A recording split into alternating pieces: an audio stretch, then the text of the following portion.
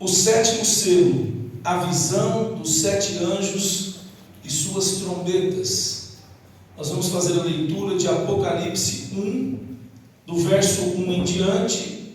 Posteriormente nós terminaremos a leitura conforme formos explicando o texto. Diz-nos assim a santa e bendita palavra do Senhor. Quando o Cordeiro abriu o 7º selo, houve silêncio no céu cerca de meia hora. Então veio 7 anjos que se achavam em pé diante de Deus, e lhes foram dadas 7 trombetas. Vi outro anjo e ficou de pé junto ao altar com um incensário de ouro, e foi-lhe dado muito incenso para oferecê-lo com as orações de todos os santos sobre o altar de ouro que se acha diante do trono.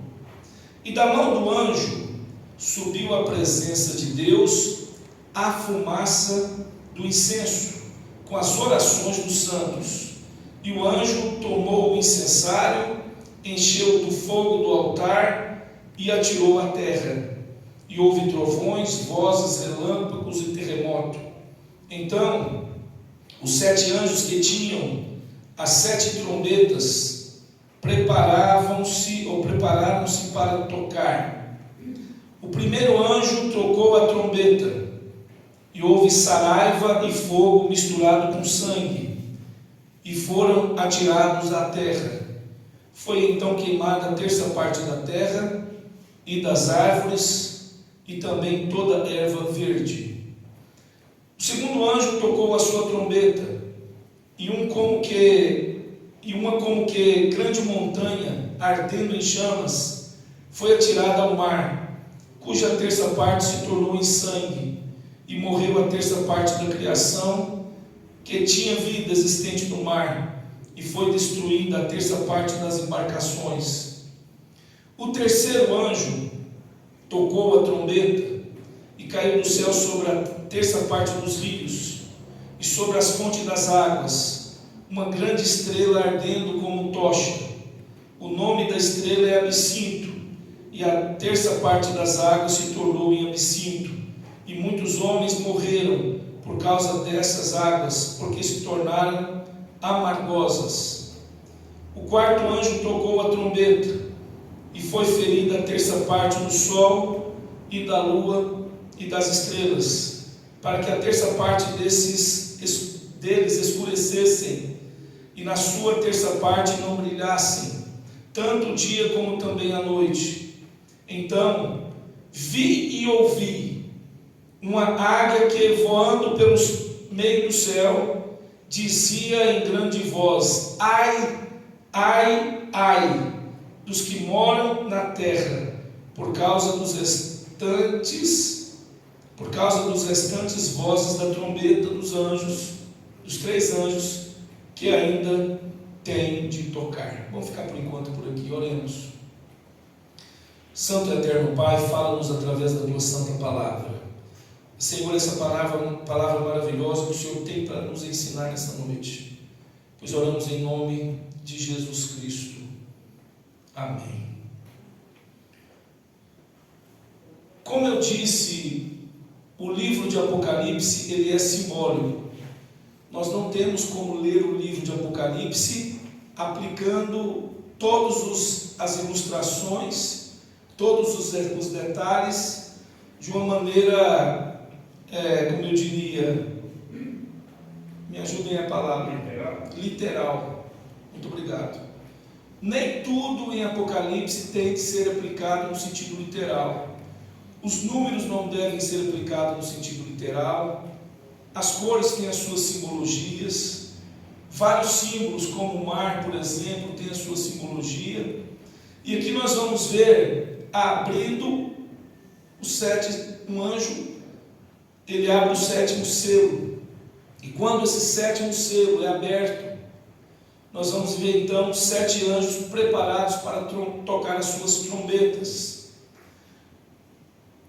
Quando o Cordeiro abriu, lá no capítulo 8, verso 1, diz assim: quando o Cordeiro, isto é Jesus, Então Jesus está no controle da situação. Eu quero que os irmãos entendam isso. Nada aqui está acontecendo sem autorização divina. Quando o Cordeiro, que é Jesus, abriu o 7º selo, houve silêncio no céu, cerca de meia hora. Alguns estudiosos entendem que esse silêncio no céu é para ouvir as orações dos santos descritas nos versos 3b. Lá diz que um anjo estava junto do altar com incensário de ouro nas mãos e foi dado muito incenso para oferecer com as orações dos santos. Quem são os santos aí? São os crentes, os fiéis, os salvos. Isto nos mostra que as orações dos santos, elas são ouvidas e recebidas por Deus, e aqui ela está sendo colocado junto com muito incenso. Então, alguns estudiosos entendem que esse silêncio pode ser para que essas orações fossem ouvidas. William Berkeley diz que as necessidades dos santos significam muito mais para Deus do que todas as músicas dos céus, porque até então nós vamos ver Deus sendo adorado pela igreja, adorado pelos querubins, pelas milícias celestiais, mas agora há um silêncio, não se ouve música, não se ouve adoração. Contudo, o comentarista George Led diz que esse silêncio do céu por meia hora, ao ser aberto esse 7º e último selo, parece uma atitude de suspense e tremor diante das expectativas do juízo de Deus sobre os que estão no mundo, os ímpios. Tudo indica que o silêncio é o silêncio da terrível expectativa dos acontecimentos que estão por vir. Seja como for, meia hora de silêncio, uma expectativa daquilo que Deus está prestes a realizar. Mas talvez você me pergunte qual o significado dessas trombetas.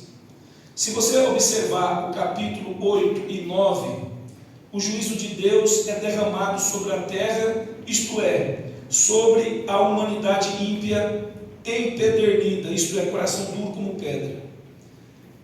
É bem verdade que os que são de Deus, no texto anterior que lemos, no último estudo, são selados para não serem julgados com esses ímpios do mundo. Aqui nós vamos ver que o juízo ele tem endereço. Conforme vai se tocando as trombetas, nós podemos perceber que essas 4 primeiras é derramado então uma certa manifestação do juízo de Deus como pragas sobre o mundo. As mensagens dessas 4 primeiras trombetas são curtas e contêm pragas que alcançarão, verso 7, a natureza, a terra, no caso aí ela vai atingir a natureza, mas primeiro a terra, verso 7, essas trombetas tocadas, a segunda vai atingir o mar, verso 8 a 10, depois a outra praga vai atingir os rios, e a última das 4 primeiras trombetas, quando ela é tocada, então, é atingido e ferido aí o sol, a lua, as estrelas, isto é, o firmamento. Nós vamos fazer um resumo das 4 primeiras trombetas. Observe aí. O primeiro anjo tocou a trombeta, verso 7, e houve saraiva. Saraiva é granizo, irmãos. Granizo e fogo de mistura com sangue, e foram atiradas à terra. Foi então queimada a terça parte da terra, das árvores e também toda a erva verde. Ao ser tocada a primeira trombeta, há uma tempestade de granizo caindo sobre a terra. Fogo, mas aí faz uma observação, tem sangue também no meio. E isso aí atinge a terra. Essa trombeta, é semelhante, quando ela é tocada, a praga aí é semelhante à 7ª praga do Egito. Lembra que lá em Êxodo 9, 23, Deus fez chover chuva de pedra de fogo sobre o Egito? Mas aqui nesse texto acrescenta-se também sangue, coisa que lá em Êxodo não tinha. Então aqui é fogo, granizo, pedra de fogo, misturada com sangue. E isto daí destrói, não é, a terça parte da terra queimada, das árvores e também toda a erva verde. Até então, o juízo de Deus está sendo derramado na terça parte da natureza, não sobre o homem ainda. Mas se você observar a segunda trombeta, traz calamidades espantosas sobre o mar, calamidades marítimas. Qual foi a calamidade marítima mais terrível que você já viu? Eu posso dizer, na minha opinião, que foi de tsunamis. Aqueles tsunamis que, tempos atrás, varreram a costa da Indonésia, Japão, toda aquela região ali, ondas na velocidade aí de cerca de 700 km por hora, ondas de 13 metros a quase 20 metros de altura ou até mais. Navios foram virados, cidades destruídas, mortes e mais mortes. Na minha opinião, eu nunca tinha visto algo terrível. E esta trombeta, a segunda, ela fala justamente sobre calamidades marítimas. Uma grande montanha ardendo em chama foi atirada. Observe um detalhe, foi atirada ao mar. Ela não caiu no mar, ela foi atirada. Isto mostra claramente o juízo de Deus sobre os homens ímpios. E esse juízo é mais severo do que o primeiro. Porque no primeiro atinge somente a natureza, né? Mas esses aqui, além de atingir os peixes, também atingem as embarcações. Presume-se que nas embarcações haviam pessoas. Essa praga é semelhante, conforme o comentarista, à primeira praga do Egito, quando as águas do Nilo são transformadas em sangue e os peixes morrem. E aqui nós devemos observar que, devido a esta morte da terça parte da criação, portanto, atinge a cadeia alimentar. Os peixes morrem, 1/3 do que existe no mar, e também 1/3 dessas embarcações. A terceira trombeta, o juízo agora é sobre a água doce. Irmãos do céu, isso aqui é coisa séria. Deus fez a criação retroceder.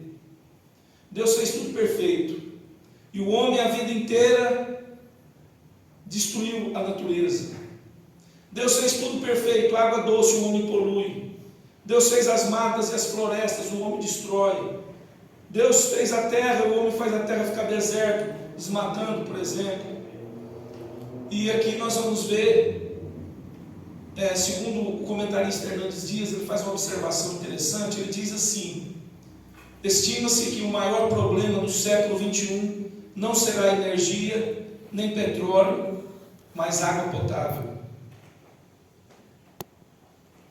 Os desastres naturais, as enchentes, as inundações, os tsunamis, as epidemias, a seca, são, por exemplo, cumprimento do juízo parcial de Deus sobre o mundo ímpio.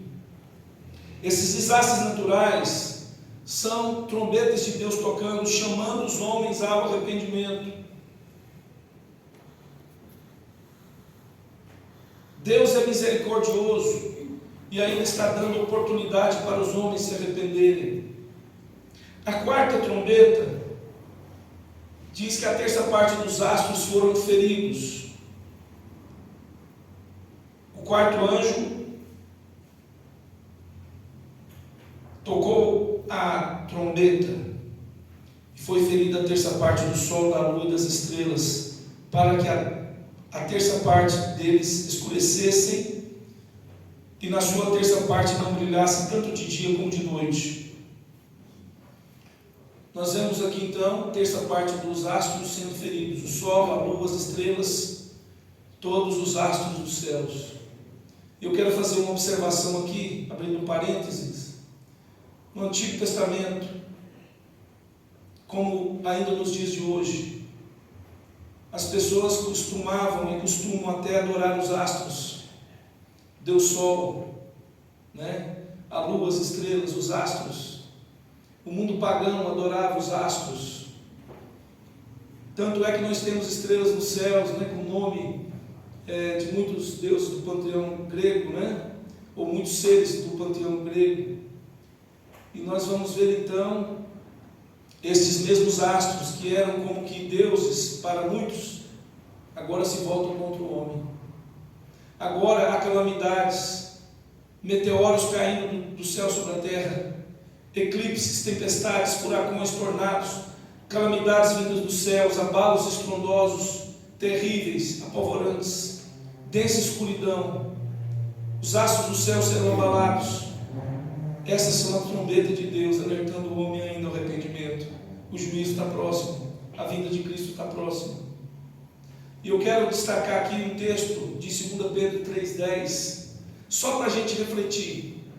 Porque a palavra de Deus nos diz, Pedro nos disse lá em 2 Pedro 3,10 assim: virá entretanto como ladrão o dia do Senhor, no qual os céus passarão com um estrepito estrondoso, e os elementos se desfarão abrasados, também a terra e as obras que nela existem, serão atingidas. Nós estamos vendo o prelúdio do fim, o prelúdio da volta de Jesus. O comentarista Hernandes Dias diz que, abre aspas, é terrível como a bênção vai abandonando a região após uma região após outra, e como o caos vai tomando conta. Ele diz: Deus usa as forças elementares da natureza para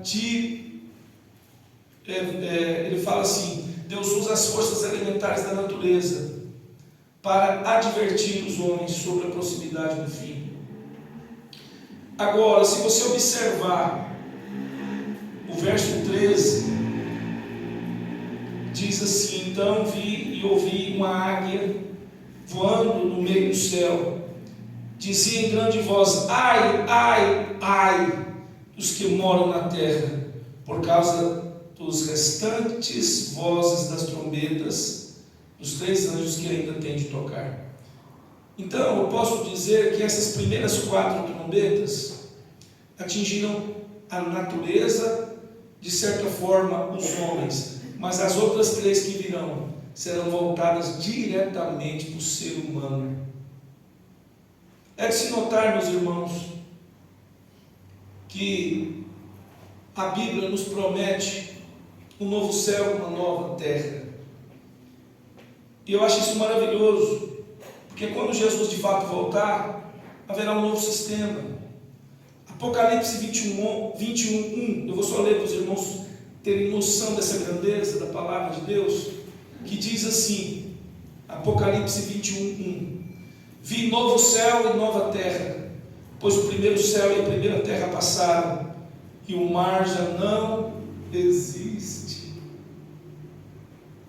O apóstolo João estava preso na ilha de Pátimos, impossibilitado de sair de lá. Já era um homem muito idoso, e agora Deus dá a visão para ele do Apocalipse. Aonde João olhava, ele só via água. Parecia que o mar não tinha fim. Apesar que aqui no livro o mar simboliza as nações ímpias, gentílicas, que estão distantes e duras de coração para com Deus.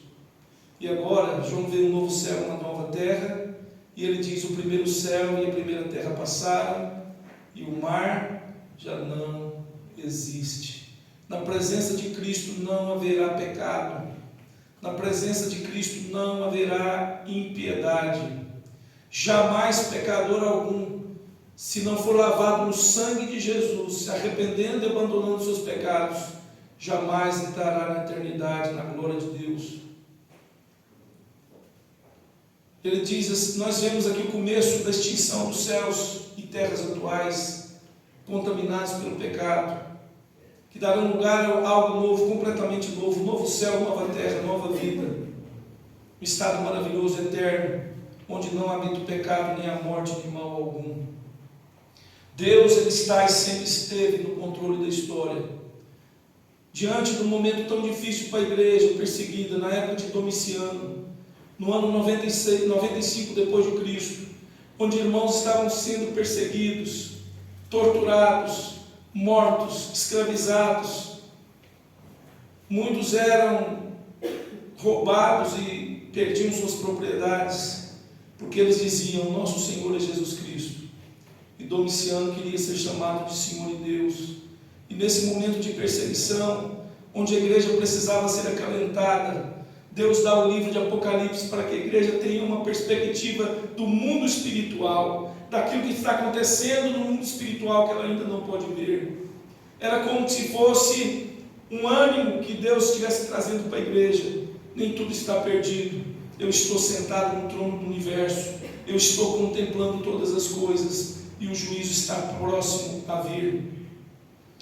Deus, ele está manifestando o desprazer que ele tem no pecado, na rebeldia e na desobediência dos homens ímpios.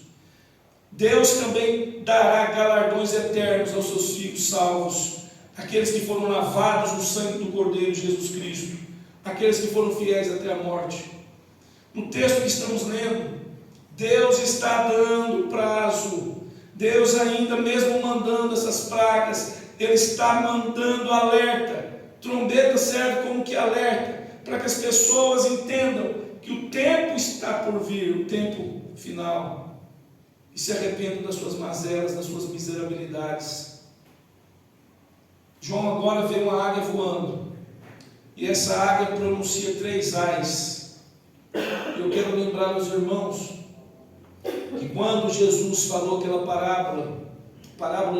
aquele sermão do monte, e lá várias vezes ele diz: ai dos fariseus hipócritas, um exemplo, né? Várias vezes, não só nessa passagem, mas várias vezes na Bíblia. Ai dos hipócritas, né? Fariseus, por fora são como um túmulo caiado, mas por dentro são cheios de toda imundícia. Ai de vós! E várias vezes ele usa a palavra ai. Essa palavra ai simboliza juízo. E aqui o juízo, ai, ai, ai. 3 ais para os 3 próximas trombetas que estão vindo. A cena aqui destacada frisa quão terrível e severa será essas próximas 3 trombetas. Vejamos então as 3 próximas pragas, as 3 próximas. Na realidade não vamos ver todas as 3, não vai dar tempo. Nós vamos ver só até a 5ª trombeta hoje. A 5ª trombeta, ao ser soado, diz assim, no capítulo 9, verso 1: o 5º anjo tocou a trombeta e viu uma estrela caída do céu na terra. Presta atenção, eu vou parar aqui um pouquinho. Quando eu li esse versículo, eu identifiquei logo quem era. Você pode identificar essa estrela caída? Observe que ela não caiu, ela já está caída. Satanás. O 5º anjo tocou a trombeta e viu uma estrela caída do céu na terra. E foi-lhe dada a chave do poço do abismo. Se foi dada porque ela não tinha. Satanás não tem autoridade se não foi dada a ele. Tudo que ele faz é com consentimento divino, senão ele não pode fazer nada. Ele não tem vontade própria, autoridade própria. E foi-lhe dada a chave do poço do abismo. Ela, no caso a estrela, né, abriu o poço do abismo. E subiu fumaça do poço, como fumaça de grande fornalha. E com a fumaceira saída do poço, escureceu-se o sol e o mar.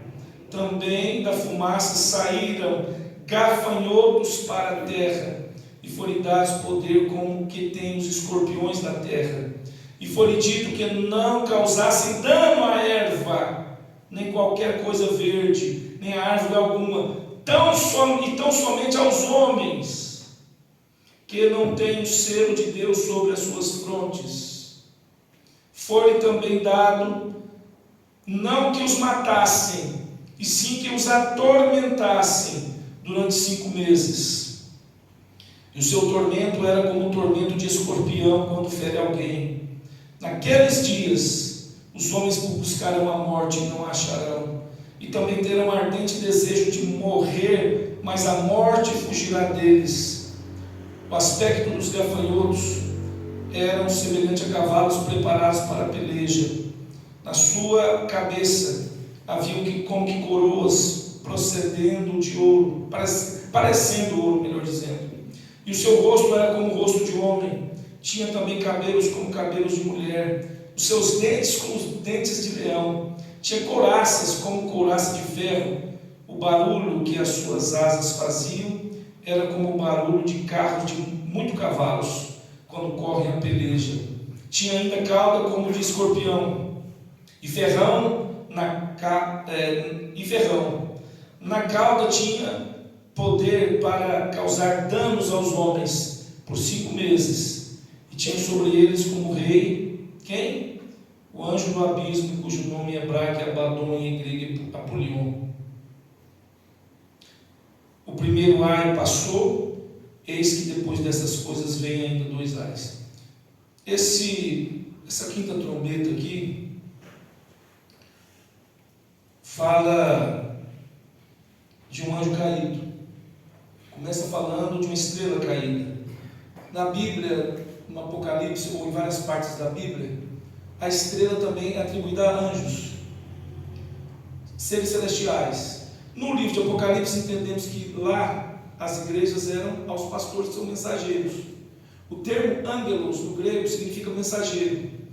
No meu entendimento, pode ser um mensageiro de Deus, um mensageiro espiritual, um anjo, ou pode ser um mensageiro humano, pastor. Nesse caso, essa estrela é bem diferenciada. Ela está caída. Ela não foi caída, ela já estava caída. Tem um texto aqui, que nós vamos chegar nele ainda, diz que o dragão, a antiga serpente que é Satanás, caiu e arrastou consigo a terça parte das estrelas do céu. Isto é, levou consigo a terça parte dos anjos. E aqui nós vamos ver justamente essa estrela caída. No final é bem destacado quem é o líder. Foi essa estrela caída que abriu o poço, porque foi dada a autoridade, foi dada a chave para que essa estrela caída abrisse o poço. Essa estrela caída é Satanás. E lá no final nós vamos ver isso bem claramente, que esses gafanhotos, que são demônios, esses gafanhotos são demônios, tem sobre eles como rei o anjo do abismo, o próprio Satanás. E aí o nome em hebraico é Abaddon, em grego é Apolion, que significa destruição. Deus aqui está permitindo que as hostes infernais venham sobre os homens ímpios.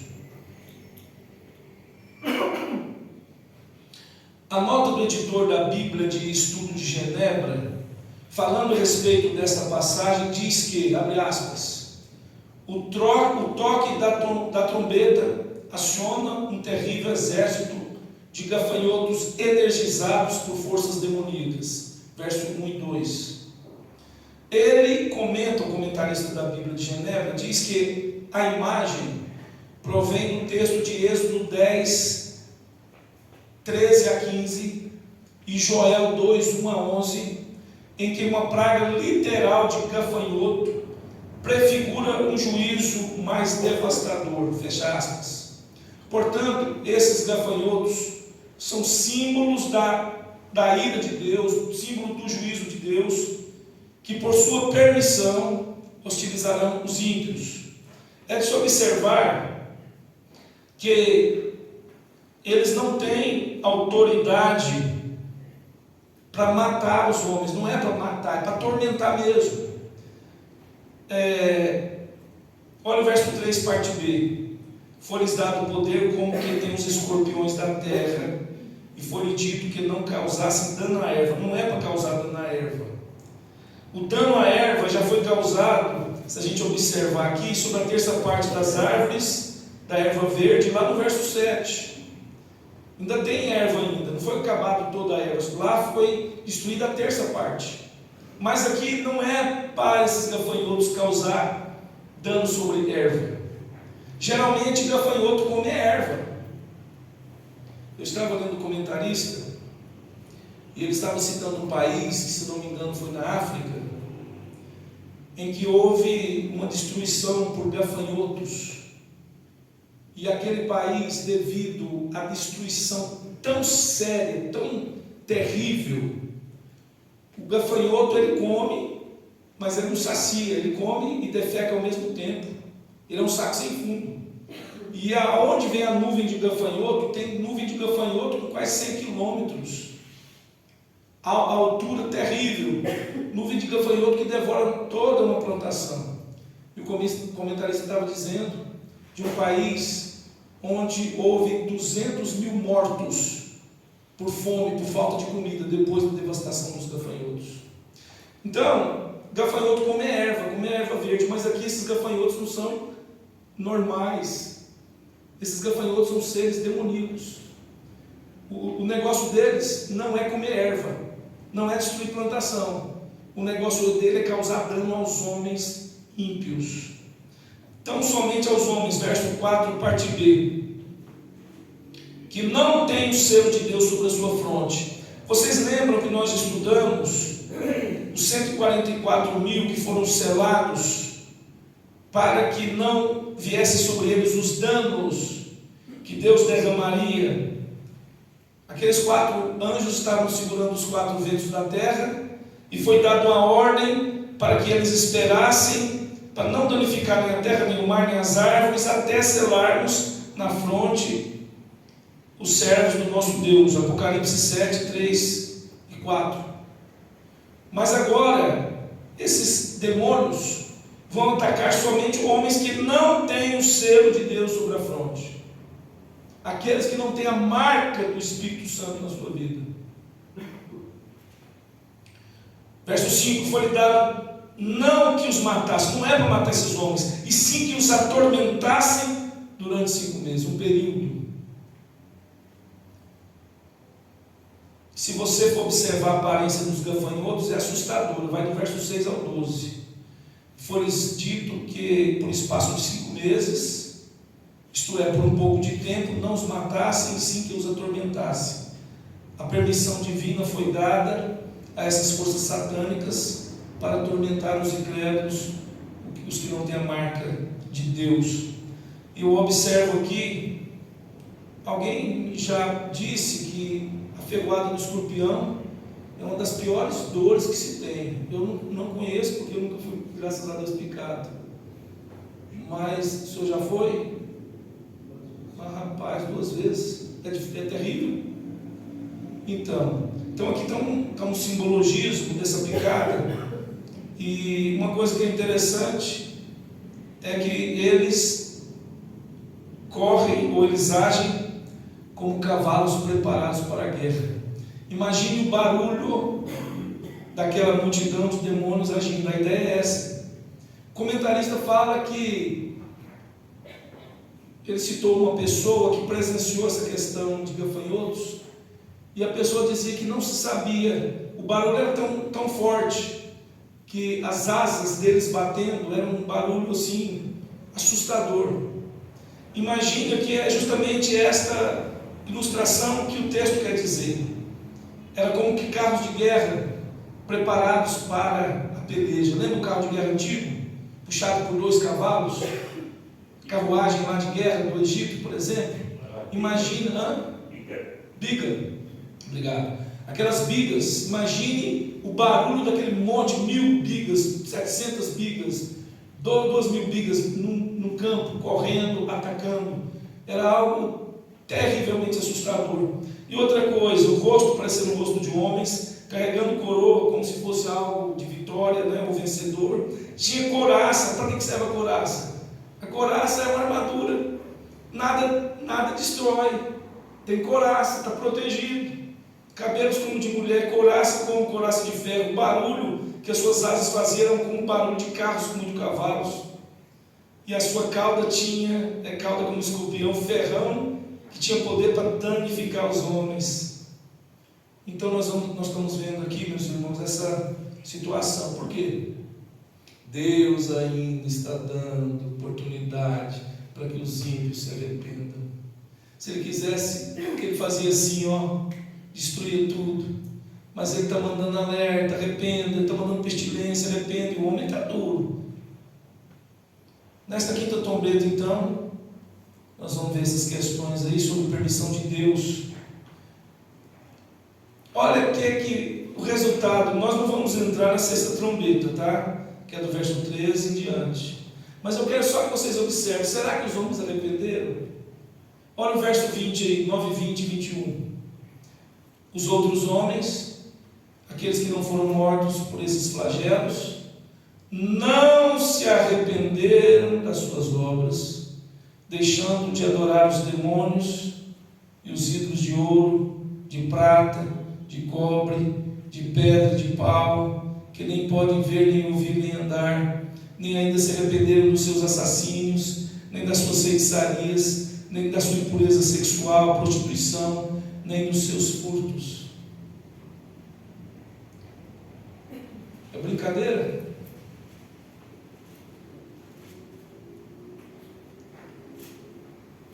Concluindo, eu quero fazer um destaque. O pastor Davi Baeta Mota, ele foi autor dessa revista Compromisso, no ano 2000, quarto trimestre, e naquele trimestre nós estudamos Apocalipse. O pastor Davi Baeta, nesta revista, ele diz que os homens, de um modo geral, brincam com as forças sobrenaturais, sem se darem conta da verdadeira natureza delas. Tem gente invocando espíritos. Eu tinha um tio que acendia vela para as almas. Muito triste isso. Morreu. Penso eu que sem Jesus. Quantas pessoas estão invocando demônios? Quantas pessoas estão indo nos encontros ditos espirituais, invocando Satanás e os demônios? Estão brincando com forças sobrenaturais que não conhecem, e um dia hão de se voltar, conforme diz o pastor. Eu vou ler o que ele diz. Os homens, de um modo geral, brincam com as forças sobrenaturais, sem se derem conta da verdadeira natureza delas. Um dia hão de se voltar contra eles, e o pior é que, quando se derem conta disso, poderá ser tarde demais. Que Deus tenha misericórdia. Hoje é tempo ainda de se voltar para Cristo. Hoje é tempo de buscar a Deus. Amanhã pode ser tarde demais. As trombetas estão soando. Ah, pastor, isso aqui vai ser coisa que vai acontecer? Não, já está acontecendo agora. E vai cada vez mais. Vocês podem ver que cada vez que as trombetas vão sendo tocadas, mais coisas drásticas vão acontecendo até a volta de Cristo. Os sinais estão aí. Os sinais estão aí. Amém. E o povo não assiste as notícias que interessam. Eles assistem as notícias que não interessam à humanidade. Nós estamos vendo aí os rios, lá na Europa está secando, aqui mesmo no Brasil. Eu era criancinha, pequeno assim, eu via aqueles velhos na beira do fogo. Então a natureza está se voltando contra. E eles falavam assim, compadre, sertão vai virar mar e mar vai virar sertão. O que está acontecendo? No Rio Grande do Sul, que era muita geada, lá está seco. Vê no Ceará, as plantações que deu lá esse ano. Então se inverteu. Só que o homem não quer ver. A Bíblia fala de pessoas que fecham o coração para Deus. Há um pecado que não tem perdão. Nós falamos na lição de domingo passado, o Adilson deu lição. Há um pecado que não tem perdão. Qual é o pecado que não tem perdão?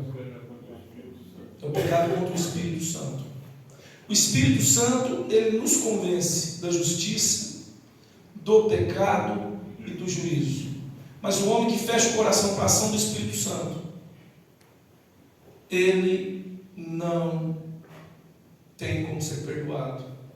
Tem um texto na Bíblia que fala assim, Paulo diz, olha, não precisa nem gastar tempo orando por esse pecado, que não vai ser perdoado. Irmãos, eu não estou falando que é esse pecado, mas o único pecado que não tem perdão é o pecado contra o Espírito Santo. Ah, pastor, eu já pequei, fiz coisa errada. Peça perdão, se arrependa, muda de vida, deixe Deus agir no seu coração.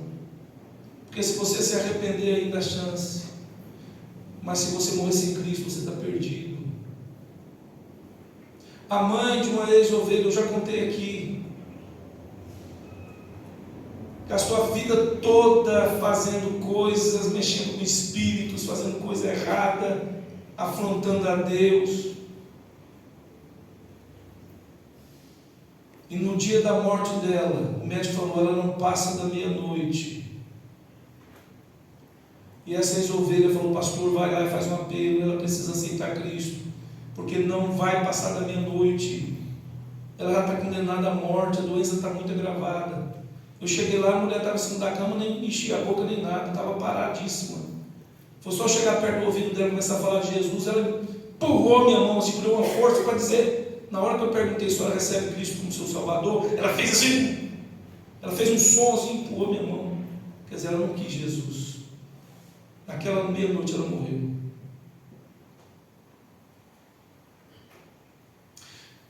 Eu estava viajando de Goiânia para pregar Caldas Novas, Goiás.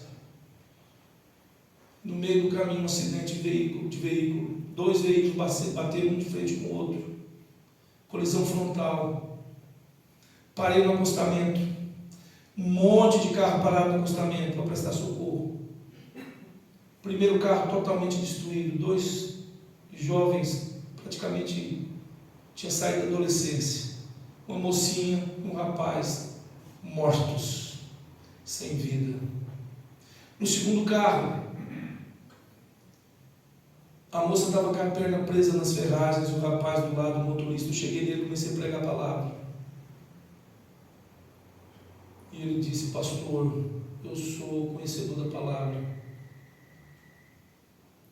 E eu falei do Evangelho de Cristo para ele. Falei: esse camarada aqui, eu não sei como é que está, né? Tem que pregar enquanto está respirando. Mas graças a Deus, esse eu soube que vingou. Mas ele disse: eu sou bombeiro. Quantos acidentes eu socorri, mas eu nunca fui capaz de falar o que o senhor está falando para mim sobre Jesus Cristo, aqueles que morreram na minha mão. Nós só temos essa vida, assim, enquanto respira, para aceitar Cristo como Salvador, e ter uma vida fiel a Ele. Daqui a 2, 3 minutos, se morrer, está tarde demais. A minha mãe, quando estava falecendo, graças a Deus, ela era uma serva do Senhor. Não deu tempo de eu conversar com ela. Geralmente as mortes não dá tempo. Amanhã pode ser muito tarde. Hoje Cristo te quer salvar, diz o texto do hino. Que Deus tenha misericórdia. Hoje é tempo de aceitar Cristo. Hoje é tempo de mudar de vida. Que Deus tenha compaixão. Amém.